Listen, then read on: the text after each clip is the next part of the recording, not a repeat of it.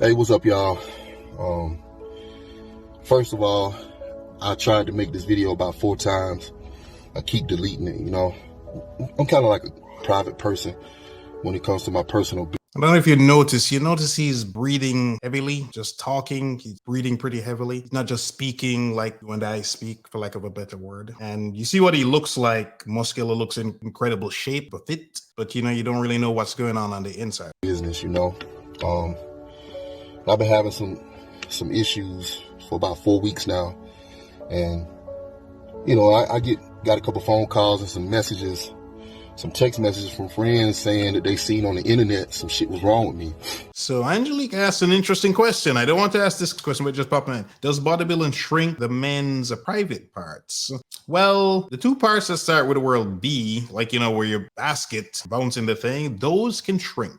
Not the actual main part, but the supporting structure can, yes, shrink. Because what happens is they no longer have natural testosterone production. So that part will shrink up. And it can impact their fertility, their ability to create kids. Of course, they have fertility things they can take, but still. Interesting. Ego's daughter says bodybuilding goes way beyond rigorous exercise, so their insulin sensitive should be pretty great. So you think that it counteracts the drugs, I guess is what you're saying? Angelique says, a lot of males I know, they don't really be going to doctor's checkups. I think it's a male thing they just don't like. Yeah, it is. Definitely. Statistics show this. Men are far less likely to go to the doctor than ladies. So many guys have unnecessarily passed away because they don't get their prostate checked, right? I remember a doctor telling me that's like the number one thing for guys, or number one cancer anyway, that's preventable. You just got to get it checked. I'm 48. I get my prostate checked. If you're over the age of 40, you got to get your prostate checked. Hey, good evening, Tony, or good night, rather.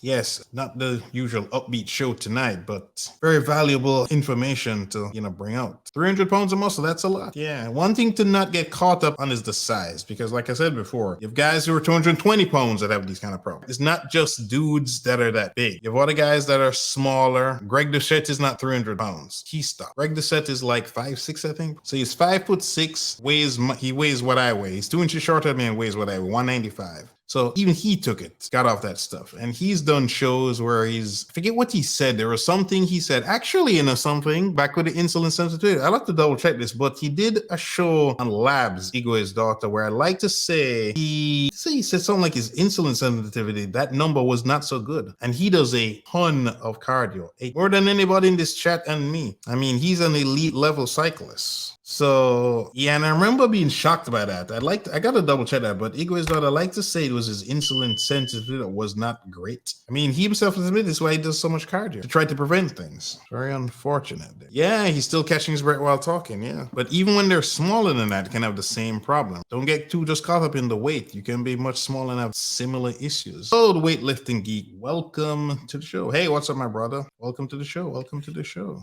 Hello, Gail. Welcome. Good evening. Gail is the hardest working lady on YouTube. For those of you who don't know, she moderates like a gazillion channels. I wonder when she sleeps. I literally wondered if Gail was some retired old lady when I first started YouTube because I couldn't see her picture. And I was like, maybe she's some retired little old lady or something because she's always moderating. No offense, Gail. I know that you're doing that. You're not some little old retired. You're young and good looking. It's a very crazy thing. So, I mean, one of the big takeaways, no matter what you do, is go to the doctor. You should do regular checkups. My dad does like 2 checkups a year. The insurance covers at least 1 trip, or maybe they cover 2. Well, for sure they cover at least 1. Yeah, doing regular labs. No, but I think labs are more than once a year, I'd like to say. Yeah, labs are definitely more than once a year. Yeah, you have your annual checkup, but aside from that, you can have labs more. Very unfortunate situation. But yeah, do that annual check. A good tip too is when you see the doctor, this nurse explained to me, she was saying, I think by insurance, at least here in the US anyway, I think you get like 30 minutes or something. So when the doctor sees you or whatever, and they're going through your stuff, they may seem to kind of rush you out of there, but the insurance section get billed for, like I said, the 30 minutes, so you can take your time and ask them questions. You should get the full time, right? Not so they're just like, hey, everything looks good, blah blah blah, okay, see you next year. No, sit there and make them explain things to you, right? You don't have to ask questions per se, just make them go through all your labs and make them explain, why is this good, just ask why is that way you can make sure everything is fine. Yeah, positive therapist says, speaking about death and dying is a very uncomfortable topic, yet these conversations can can help people emotionally. I agree. So, I mean,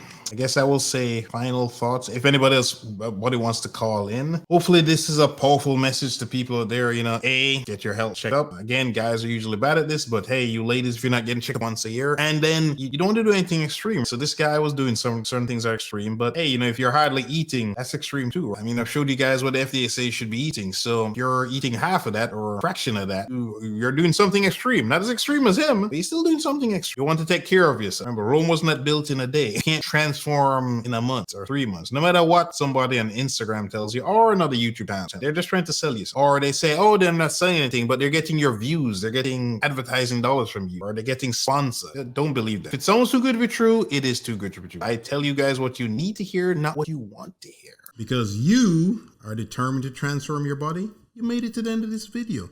To get more tips about how to look great and feel even better, check out one of these videos you see on the screen. I'm sure you'll enjoy them. So later's my massive. Me I go long now. For those who don't speak Jamaican patois, that's goodbye, my people.